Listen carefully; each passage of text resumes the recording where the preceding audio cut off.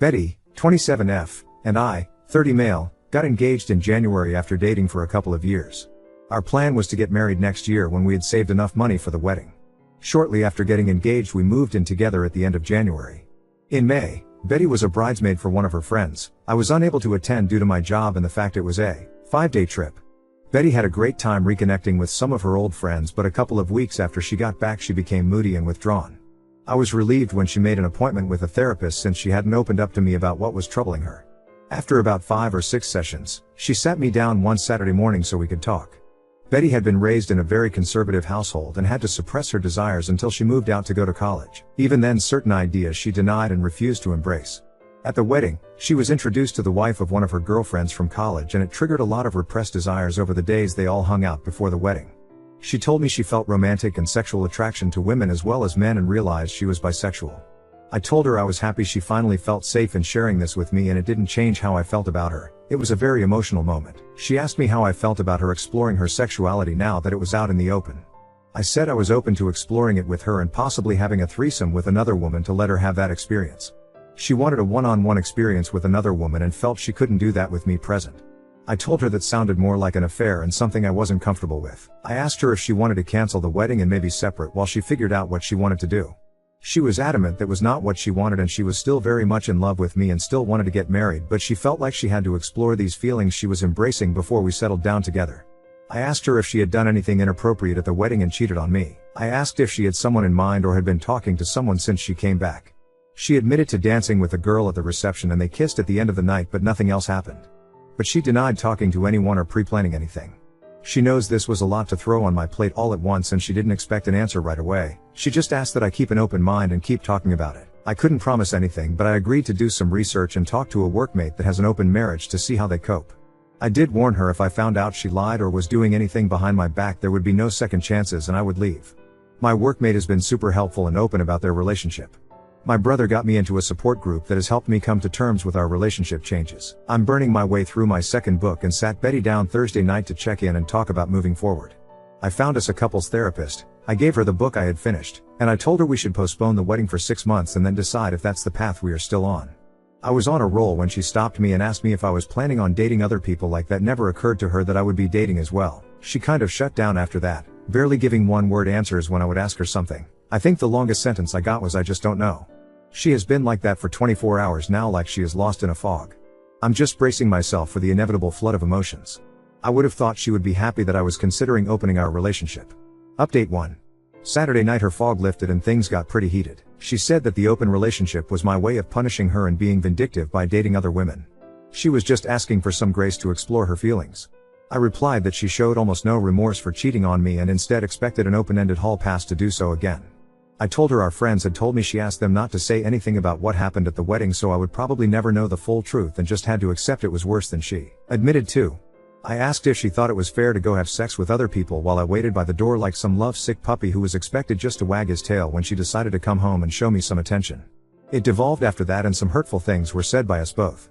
I finally gave her 3 options if she wanted to move forward. 1.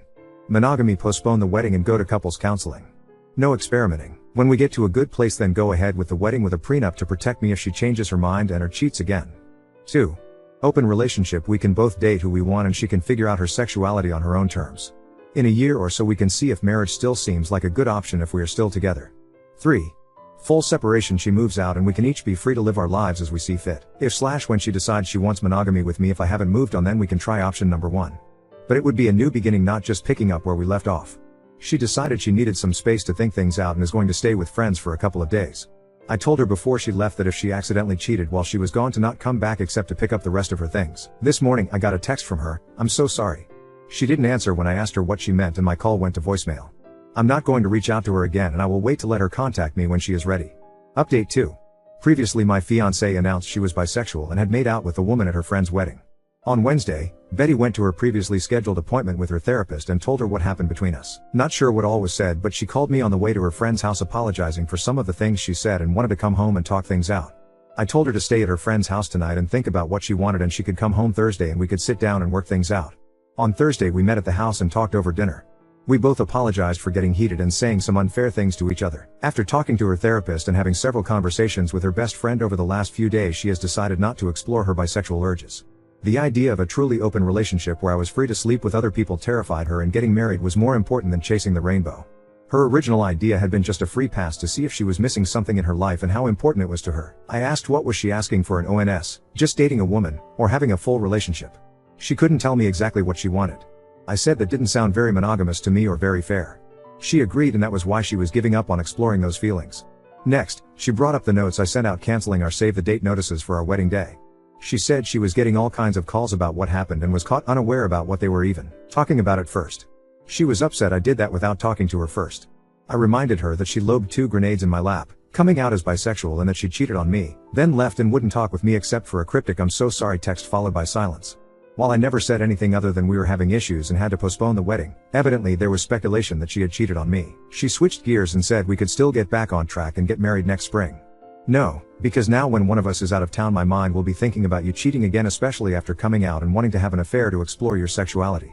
I said maybe after couples therapy we could get back to a good place again, but not by the end of the year, and it would be foolish to start planning and making financial commitments before we even knew if therapy was going to work. Plus I wanted a prenup to protect everything I brought into the marriage as well as my future retirement savings. Plus she would forfeit any equity if we bought a house. When she protested, I said if you plan to be faithful and not change your mind later, then it would never be a thing. Just something to give me some peace of mind. It's been an ongoing conversation for the last few days. Betty wants to rug sweep the incident at the wedding and move forward with our wedding. Exploring her sexuality is not worth sacrificing our relationship in her opinion. For now, we are back together and planning on counseling soon. In a post-clarity moment, I realize I rushed to embrace the idea of an open relationship to allow Betty the freedom to explore her new feelings, and I'm not as willing now to consider that option. I think separation is the better option, breaking up if you will, till we both decide what direction our future lies and if it is with each other. It's not what I want, but I also don't want to spend the next 3 to 5 years together only for her to change her mind or cheat on me one day. Update 3. Counseling started badly. Walked into the office and saw a large pride flag on the wall. Our therapist was very biased towards my girlfriend's predicament. Glossed right over the cheating and into how I needed to better support Betty's awakening and support her journey to blah, blah, blah. Betty is the one who is confused, and I am not giving her a safe place to explore who she is. Nothing about my feelings or needs was addressed. To make matters worse, when the therapist was piling on me, I looked to Betty to stand up or say something positive for me, and I got nothing. That part hurt me the most, and I pretty much shut down for the remainder of the session.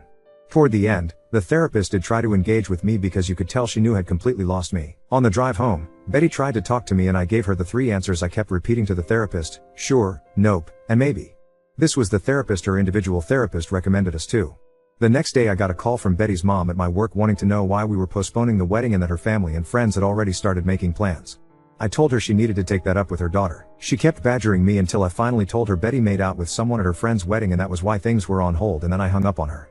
Less than an hour later I got a call from Betty demanding to know what I told her mom. I said you kissed someone at a wedding and we were trying to work through it, and that I didn't mention Betty coming out to me. I told her she needed to sit her mom down and tell her the whole truth, but I'm not going to hold my breath. So I get this text from her mom telling me I need to suck it up and move past this, and that I might even be at fault for not going to the wedding with her. Huge text giving me what for and trying to tell me what I need to do. I showed the text to Betty when she got home from work and said she needed to do something about her mom or I would enlighten her with the full story of all our problems the next time she tried to tear me a new one. Betty said she would handle her mom and made me promise to give her some time to tell her mom everything. Also this week Betty has gotten very protective of her phone. Yeah, major red flag. I went to charge my phone and unplugged hers to plug mine in, and she almost flew across the room to practically snatch her phone out of my hand. I was able to sneak a look at her phone later while she was asleep, only to find she had changed her access code, something which she hadn't done since we had been together. I went online and looked at our phone bill, and there were many lengthy calls to a Colorado area code, which I have found out is where the girl she kissed was from. I am just mentally exhausted at this point, the gaslighting, lying, and just feeling like I am treading water all the time. Lately, when we've been intimate, there is a lack of passion in her that was there before all this. I feel love bombed without the feeling. Feels like just hollow words and empty gestures. Tomorrow we are going to a cookout at her parents' house. I am going to try and keep my cool and not say anything, crossing my fingers. But when we get back I am telling Betty I'm done. I'll give her the choice of keeping the apartment or moving out. She will be free to explore and find what truly makes her happy, just won't be me. I came clean with my parents and a few friends about this whole mess. My tribe is ready to help support me and help with the move when I need them. Dad vetoed Mom's offer to move back home and said what I really needed was a new puppy, definitely too old to live with my retired parents. Feels weirdly peaceful now that I've made my mind up. To all of you who told me so, You were right, time to move on with my life. Update 4. Betty and I returned early from a cookout at her parents' house. I had planned for my sister to be at our house when we got back as a witness but had to wait a couple of hours for her to show up. I got us all in the living room and told Betty I couldn't do it anymore and was throwing in the towel. I said I had lost all trust in her and couldn't see a way forward and that the best choice was to just go our separate ways. Betty couldn't understand what I was saying and that she had been honest since her confession about what happened at the wedding. I asked if she had been in contact with the girl she kissed at the wedding and she denied it. I asked to see her phone and she refused, saying it would violate her privacy and the privacy of the people she had talked to. Fine, so who did you call with a 720 area code, and maybe I should call and see who answers. Doesn't really matter because it proves my point. I gave her a choice of moving out or staying and I would move out. I also said I would give her what she had contributed to our savings account for the wedding. She tried to get my sister to leave or get me alone to talk, but I told her I had been advised to have a witness present just in case. She went from crying to being angry, and after an hour and a half, she finally had a calm conversation about everything. We talked until almost midnight. This morning Betty decided to move back to her parents temporarily and the three of us packed up her things. While we waited for her dad and brother to come get her things, she tried to get me to go to a different counselor and give therapy another chance, but I said it was just a waste of time. I could never trust her again and that was no way to live. Not much of an ending. Now on to second story. Brother failed to launch successfully into adulthood, so our parents' support for him has undermined their relationship with me, and I'm cutting ties. My 24F brother, 32 male, is a failure to launch. He's never been very smart. He did badly in school, and never went to college. He tried 2 different trade schools, welding and mechanic, but he basically flunked out of both. He works at a gas station now. My brother and I are our parents' only children. They always treated us relatively equal, until adulthood. They always insisted we earn our own way. They refused to pay for college or anything. I joined the military at 17, got an associate's degree while I was in, and my GI Bill went towards my bachelor's. I'm working towards my master's now. My husband and I have bought a house and have done well for ourselves. My parents, however, fully paid for my brother to try trade school twice. They've given him cash when he was behind on rent, and countless loans. They support him cosplaying as an adult. Meanwhile, they never paid for my wedding, education, nothing. I don't really care so much that they didn't give me money, but the disparity in how they've treated me versus my brother. Our parents are in their 60s now, and while they aren't that old, they're both in bad health and probably won't live another 10 years. They just recently started working on their will, and notified us that they were leaving almost everything to my brother. That they want me to be their medical power of attorney, manage their estate, etc. I told my parents to give my brother everything, and that I'm completely done with them. They told me to have some grace, and understand the fact that he isn't very capable and needs their support, even after they're gone. My mother had a doctor's appointment this morning, and asked me for a ride since she medically can't work. I told her to ask her favorite child or pay for an Uber. Things have been tense and hostile. My brother called me to apologize, and asked me to not be mad at him, but I told him that I'm not mad at him. I'm mad at our parents for not treating us equally, and he didn't do anything wrong. Ada? I meant to put disabled in quotation marks.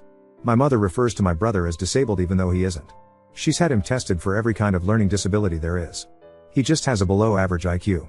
She thinks that counts as a disability when it isn't. Update 1. Hey, so the consensus on my post was a bit of a mixed bag. I sat down with my parents and I wanted to give an update and answer some stuff. My brother is not actually disabled. He just has a low IQ, just over 80. You need an IQ under 70 where I live to be considered disabled and to qualify for any sort of benefits. My parents have babied him because from a young age he wasn't as smart as other kids, and had a low self-esteem because of that, and was quick to give up on things when they seemed too hard. He does okay on his own now. He works and pays his bills most of the time. He drives and lives with a roommate. On to the update. I sat down with my parents and explained that I've always felt like they treated me worse than my brother. They always emphasized to me that as an adult you need to support yourself, and figure things out on your own. I had to join the military at 17 because I knew they'd kick me out when I was 18. My parents never offered me any support outside of raising me as a child. They didn't buy my husband and I a wedding gift, they didn't offer much of anything. Meanwhile, they brag about having over $1 million in the bank, and having succeeded from nothing. Meanwhile, they paid to put my brother through 2 trade schools that he failed out of, offered him money to start his own business. They've always bailed him out when he was short on rent. For me, it's not so much about the money, but about the disparity in how we've been treated. It's obvious that they loved and cared him more, because they were willing to do these things for him, and not me. But despite them not being there for me, I've still done really well in life. I told my parents about all of this, and they were interrupting me and talking over me the whole time. They told me I'm not entitled to dime when they die, and that I'm an adult and I can handle myself. They just weren't understanding or even caring about my point. They told me I need to step up and treat them better, and that it's wrong of me to not take my sick mother to the doctor or take care of her because of money. Eventually, I just gave up on trying to talk about my feelings. They just don't care. I told them that they're adults, and they're not entitled to anything from me. Just like how they were never required to help me, I'm not required to help me. I told them to completely remove me from their will. I'm not willing to be their estate executor, medical power of attorney, nothing. I don't want a dime from them at this point, and I suggested they spend all the money they've saved over the years to pay for really good nursing homes, and an estate executor, because I'm no longer willing to do anything for them. My mother was floored, and asked if I'd really put my own parents in a nursing home. I asked if they'd really let their 17-year-old daughter join the army to get sexually harassed by older men in order to go to school without taking on a huge debt. My parents cried and yelled at me. And I left. And that's that, I guess. I kind of feel relieved, like a massive weight is off my shoulders. I have a wonderful husband. We own a nice home. I am getting ready to start working on my master's degree, and we're rethinking about maybe having a baby soon. I no longer have to worry about dealing with my parents. They're adults and they can deal with their own problems, just like I've done with mine. And yeah, that's it. Not sure if it's the update we wanted, but it is what it is. TDLR, my parents wanted to leave almost everything to my older brother because he's not as successful in life. I feel like my parents have always favored him over me. My parents don't care about my feelings and won't listen to them, so I told them our relationship is over. I don't want anything from them at this point, and I'm moving on.